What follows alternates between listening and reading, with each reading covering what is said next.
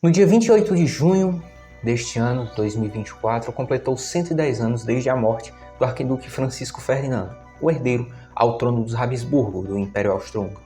O estopim que levaria ao início do conflito mais sangrento e tenebroso que a humanidade já travou em toda a sua história, a Primeira Guerra Mundial. Cheia de diversas complexidades e interesses políticos e econômicos por trás do conflito, é necessário de se recordar desse momento histórico para que possamos entender verdadeiramente a realidade presente. E é isso que eu vou falar aqui nesse vídeo. Olá, eu sou Cícero Riquelme, estudante de História, e esse daqui é o canal História Mundial.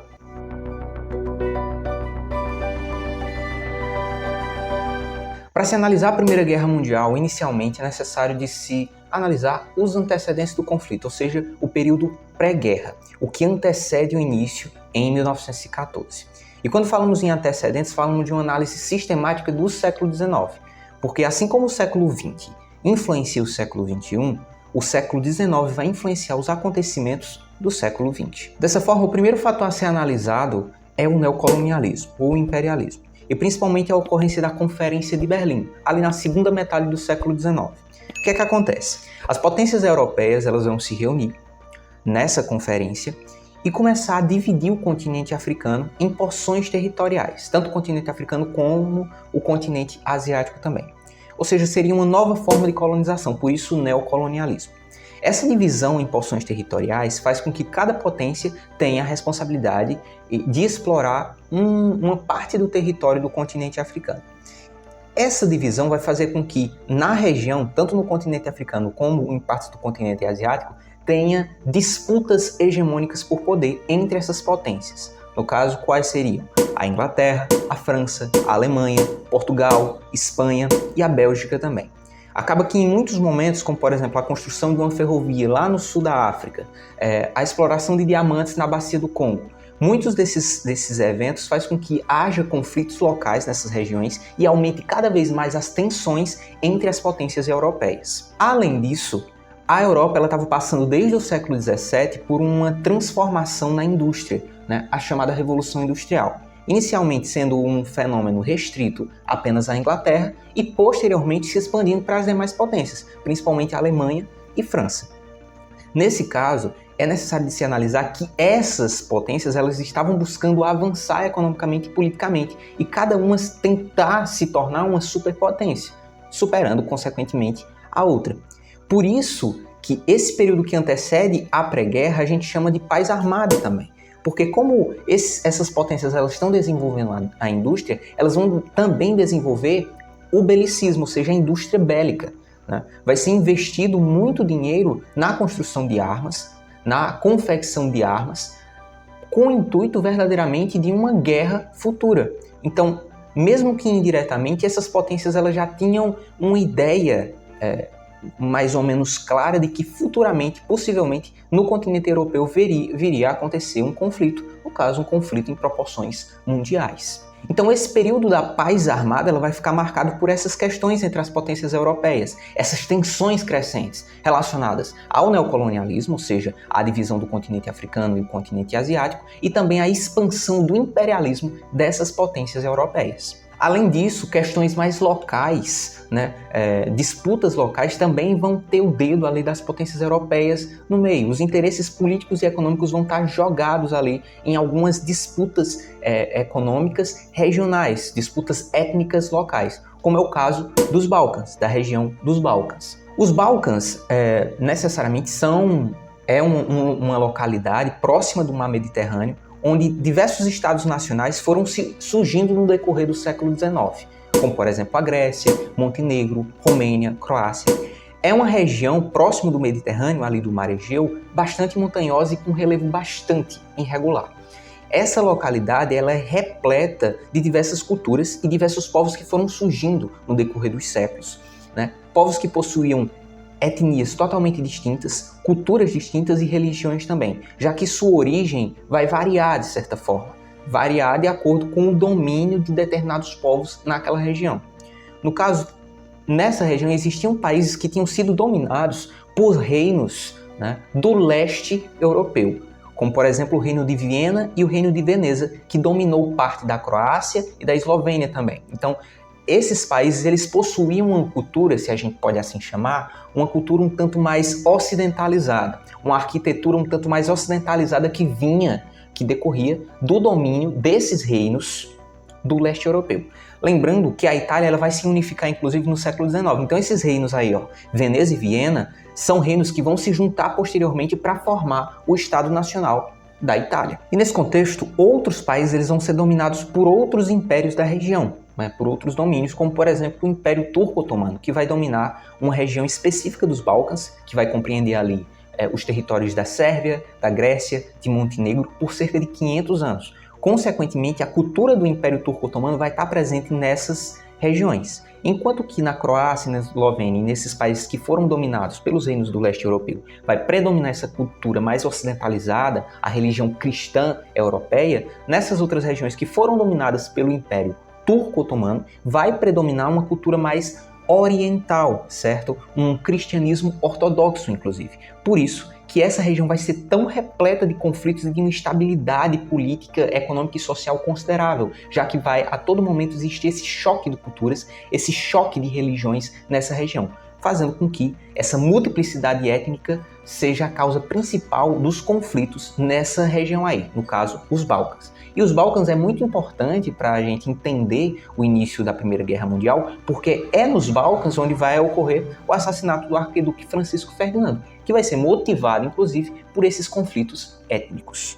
Dessa forma, analisando claramente até 1914, antes da Primeira Guerra Mundial, a gente tem também um momento que vai ficar conhecido pelos pesquisadores, vai ser nomeado pelos pesquisadores e historiadores como o ensaio para a Primeira Guerra.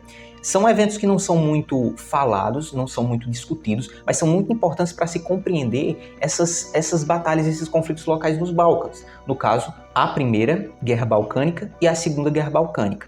A Primeira Guerra Balcânica vai ser motivada pela Liga Balcânica, um conjunto de países dos Balcãs, Sérvia, Montenegro e Bulgária, vão lutar contra o domínio da Turquia na região, ou do Império Turco-Otomano, e a Segunda Guerra Balcânica vai ser uma consequência da primeira, por conta dos espólios de guerra.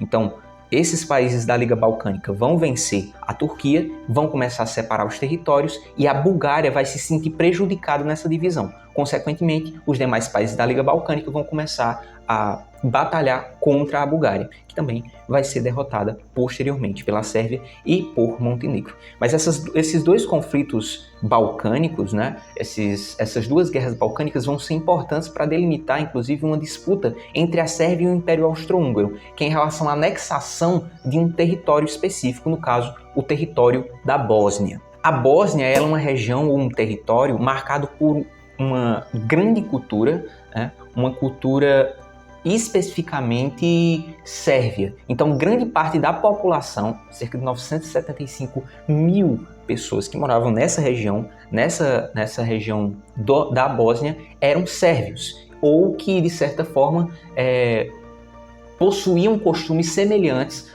aos costumes da população que vivia na Sérvia. Consequentemente, era de interesse dos sérvios realizar a anexação desse território, por haver, consequentemente, semelhanças em relação à sua cultura e religião. No entanto, desde 1878, esse território havia sido anexado pelo Império Austro-Húngaro, que conseguiu expandir o seu domínio após as duas guerras balcânicas. Então o Império Austro-Húngaro já tinha anexado em 1878, só que expandiu ainda mais o seu domínio e sua zona de influência nessa região durante a Primeira e a Segunda Guerra Balcânica.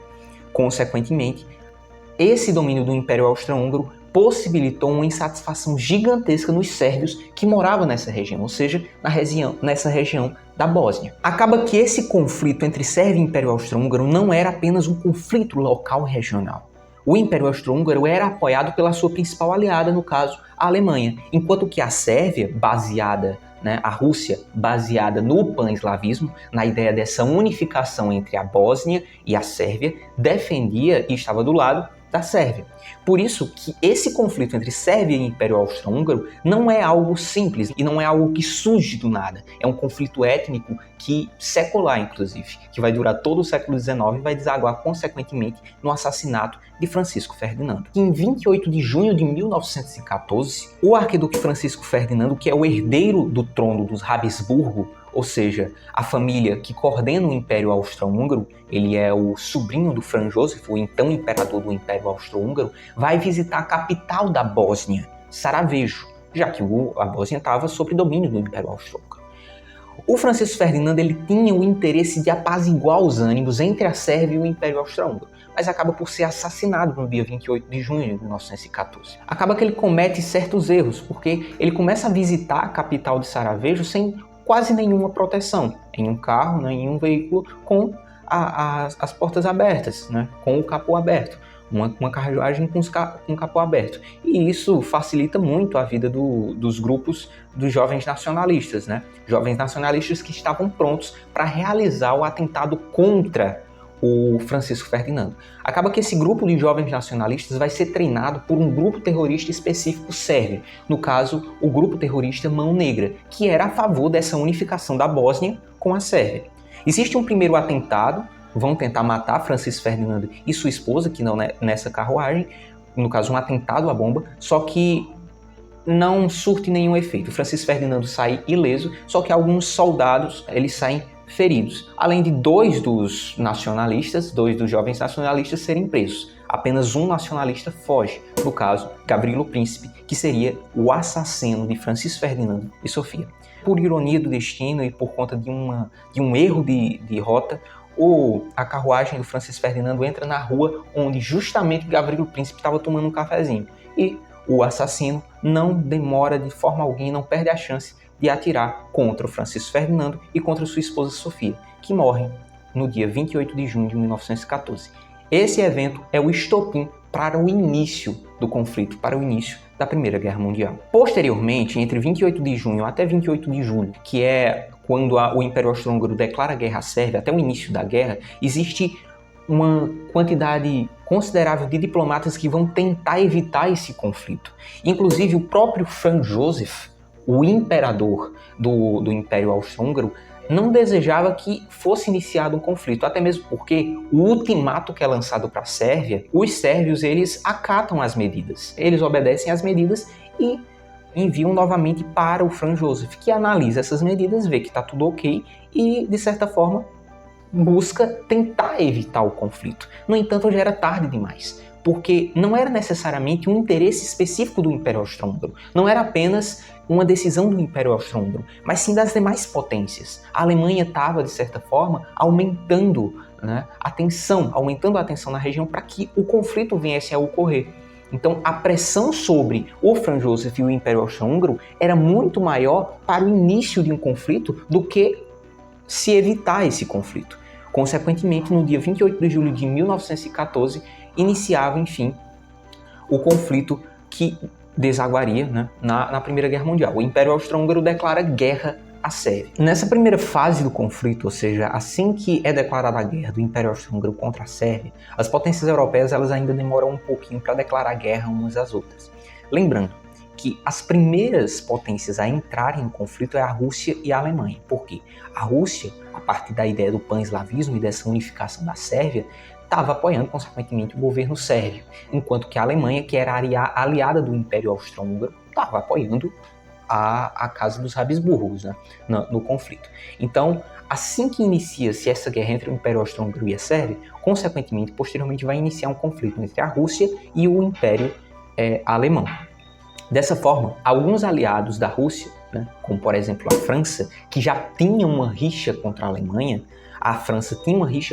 principalmente que descendia lá do século XIX, da chamada Guerra Franco-Prussiana, a rixa ela se torna ainda mais evidente no início da Primeira Guerra, já que esses dois países eram inimigos declarados já fazia muito tempo, só estavam esperando o momento certo para que seus interesses viessem a se sobrepor ao seu inimigo, no caso, França contra a Alemanha e a Alemanha contra a França.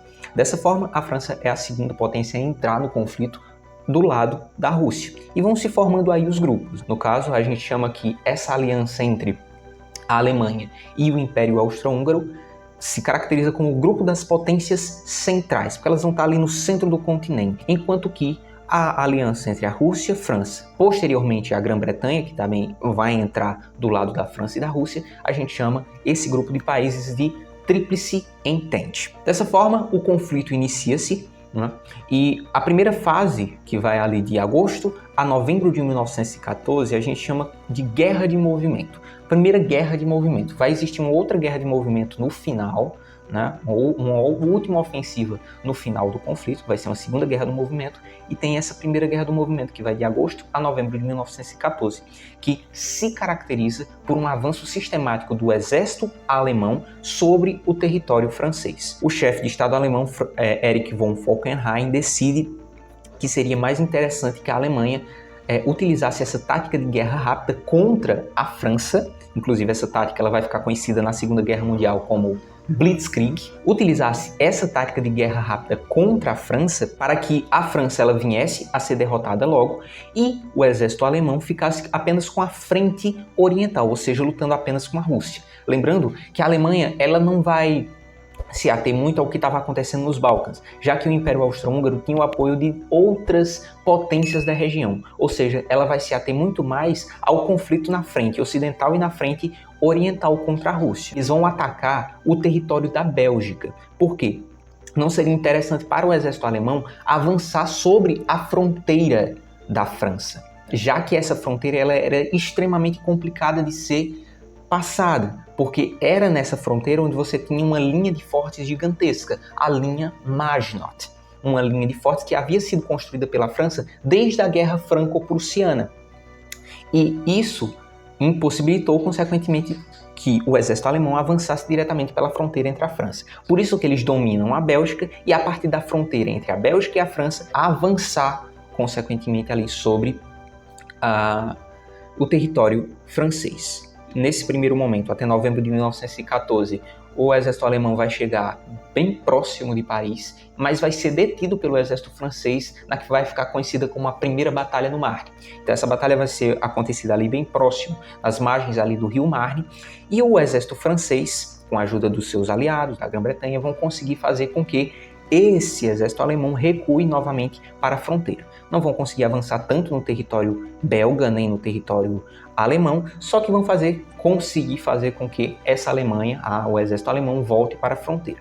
E a partir daí, a partir de novembro, nesse período que vai de novembro até o início de 1915, tem o início de uma nova fase do conflito mundial, que é a Guerra de Trincheiras ou Guerra de Posição. A Guerra de Trincheiras ou a Guerra de Posição vai durar durante os 4 anos do conflito, ou seja, esse período que vai ali do início, mais ou menos do início de 1915 até 1918. O exército francês e o exército alemão vão começar a cavar sistematicamente trincheiras nessa região fronteiriça ali, tanto entre a Bélgica, que vai da Bélgica, até próximo lá do Mar Mediterrâneo, lá embaixo, na fronteira entre a França e a Alemanha. Vão ser cerca de mais de 200 quilômetros de trincheira, e essas trincheiras, no decorrer do tempo, vão ficar cada vez mais complexas. Tanto que, no final do conflito, em 1918, essas trincheiras vão se tornar complexos gigantescos, do tamanho de cidades, inclusive, sendo essas divididas em setores. Você tinha o fronte e outras partes que vinham para trás da trincheira eram dedicadas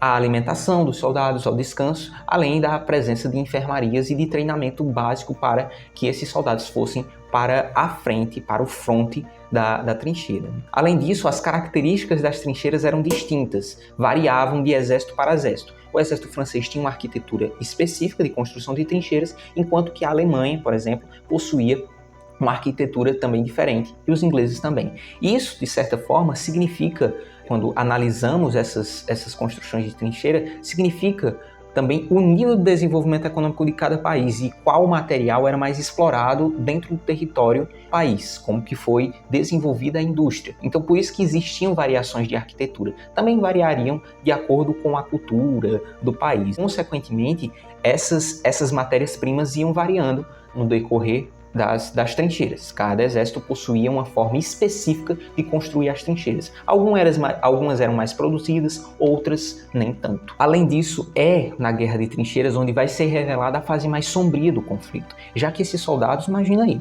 esses soldados eles vão ter que enfrentar o inverno, vão ter que enfrentar o verão dentro de buracos no chão.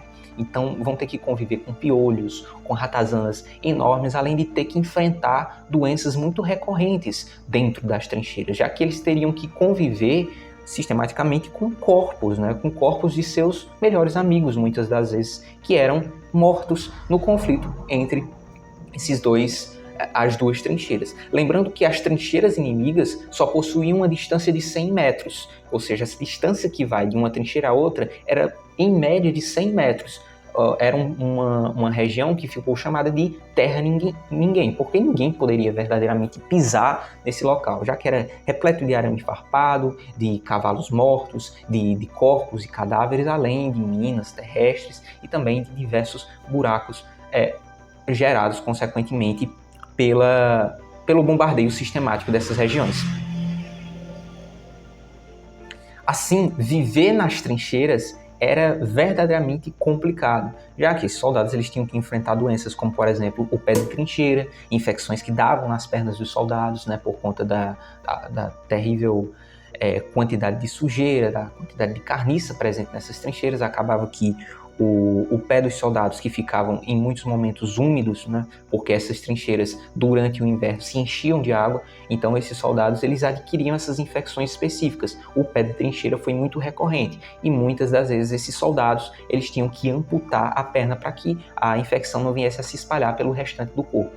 Além disso, a gripe espanhola ela também surge nesse período aí, né, no período das guerras de trincheiras. A gripe espanhola que vai ficar marcante, a epidemia vai acontecer verdadeiramente apenas em 1922, mas a gripe espanhola já vai surgindo, tendo seus primeiros casos dentro das trincheiras da Primeira Guerra, sendo inclusive esse um dos principais fatores que fez com que a gripe espanhola se espalhasse por toda a Europa em 1922. Dessa forma, esses soldados eles sofriam bastante. A grande maioria dos soldados que iam para o conflito eram jovens, né, soldados jovens, abaixo dos 30 anos, e em muitos momentos, durante as grandes batalhas da guerra, batalhas decisivas para isso, foram esses jovens que morreram lutando por uma pátria, lutando por uma causa específica, que em muitos momentos não era necessariamente um desejo deles, mas um desejo de grupos políticos pequenos ou de almirantes e representantes políticos dos países que estavam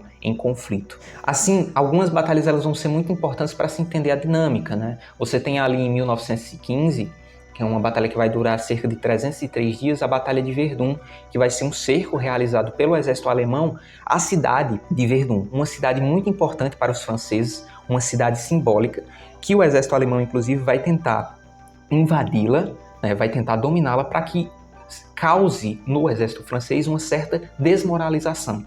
O avanço do exército alemão sobre Verdun fracassa, o exército francês consegue retornar, até mesmo porque assim, o exército alemão consegue dominar os fortes de Verdun, consegue dominar Verdun em apenas 3 dias, só que o exército francês, com a ajuda de seus aliados, consegue retomar a cidade.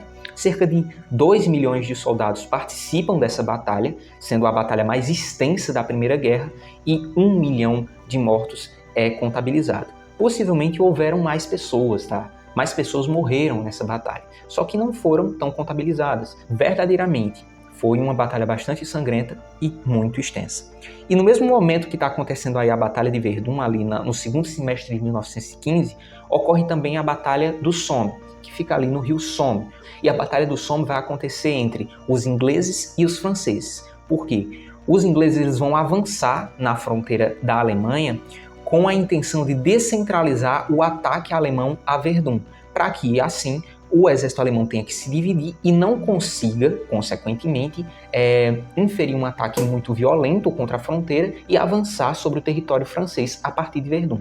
Por isso que os ingleses eles utilizam a Batalha de Somme para descentralizar o exército alemão de Verdun. Acaba que no primeiro dia de conflito da Batalha do Somme, cerca de 60 mil soldados ingleses são mortos. A grande maioria desses soldados jovens abaixo de 30 anos.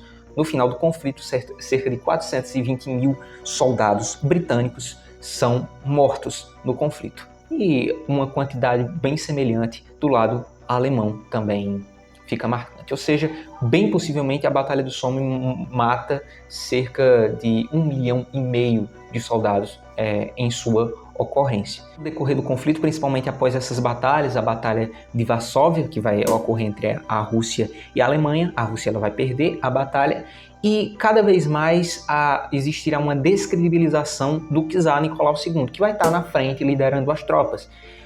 Lembrando que a Rússia estava passando por uma crise social, né? Desde a da guerra russo-japonesa lá do início do século XX, a Rússia estava passando por certas crises econômicas que desaguaram consequentemente na Revolução Russa de 1917, na Revolução de Fevereiro e na Revolução de Outubro, o que fez com que a Rússia fosse obrigada a se retirar do conflito para tentar resolver essas crises no interior do seu país. Com a saída da Rússia, a Tríplice Entente ela vai ficar um pouco mais fraca, só que ainda em 1917 quem entra no conflito é os Estados Unidos, e essa entrada do conflito é um fator delimitante para mudar os rumos do conflito, porque a Tríplice Entente agora ela vai estar bem mais poderosa, bem mais forte para enfrentar as potências centrais, no caso, principalmente a Alemanha, já que o Império Austro-Húngaro havia se enfraquecido consideravelmente. No final do conflito, a única representante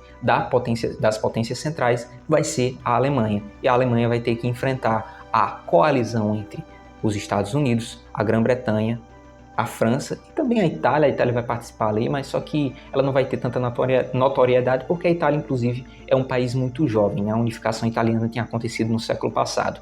Então, apesar dela ter mudado de lado, os principais protagonistas da Tríplice Entente vai ser os Estados Unidos, a Grã-Bretanha e a França. Dessa forma, em 1918, consequentemente com a entrada dos Estados Unidos, a Alemanha vai perder cada vez mais território, não vai conseguir deter o avanço sistemático da Tríplice Entente e vai ser obrigada a assinar um armistício. Inclusive, a guerra ela inicia lá nos Balcãs e acaba em um vagão de trem, né?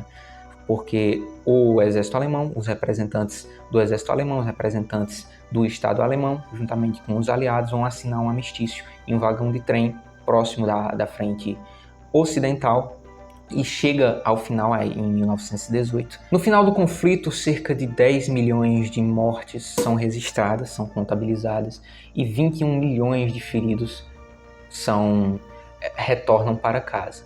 Acaba que a guerra ela deixa muitas mortes, mas também muitas feridas, né, na alma, feridas na mente e questões muito traumáticas. É tanto que até hoje os britânicos e os franceses consideram a Primeira Guerra a Grande Guerra, né? A guerra mais traumática que foi enfrentada, já que a Primeira Guerra Mundial ela tem muito desse traço um tanto psicológico, deixou marcas profundas nos soldados, já que eles tiveram que viver por cerca de 4 anos dentro de buracos, né? Entrincheirados, tendo que enfrentar doenças e, é claro, a morte certa, a morte a qualquer momento. A Primeira Guerra finaliza em 1918 com cerca de 10 milhões de mortos e 21 milhões de feridos, entre soldados, né, jovens e também mulheres, crianças, civis que moravam nessa região. O resultado final é uma Europa totalmente devastada e tendo que ser reconstruída. Consequentemente, em 1919, você tem assinado o Tratado de Versalhes, que vai firmar, consequentemente, o cessar-fogo entre as potências do período. E esse Tratado de Versalhes vai ser o principal causador da Segunda Guerra, inclusive, já que o Tratado de Versalhes vai responsabilizar sistematicamente a Alemanha pelo conflito. Vai ter que diminuir consideravelmente o seu exército, ter que pagar uma indenização bilionária para os países da Tríplice Entente e vai ter que encarar as consequências da guerra praticamente sozinha.